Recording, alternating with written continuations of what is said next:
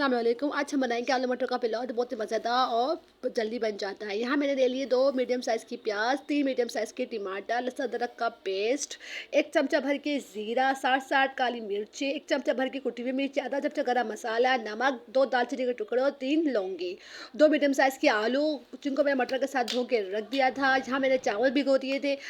Oil गर्म होने के बाद इसमें हम डाल देंगे प्याज। प्याज को लाइट ब्राउन कर लेंगे। जैसे हमारे प्याज लाइट ब्राउन होगी इसमें हम डाल देंगे अपना लहसुन अदरक का पेस्ट। इसको अच्छी तरह से भून के इसमें ऐड कर देंगे तमाम गरम मसाले।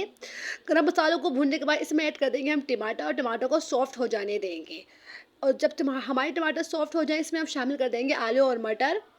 और इसमें मसालों को अच्छी तरह से भून लेंगे। फिर इसमें हम ऐड करेंगे चावल और चावल में हम ऐड कर देंगे 2 गिलास पानी।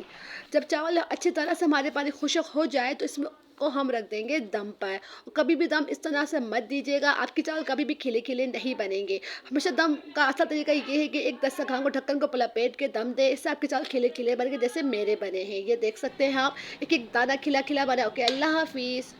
सही है?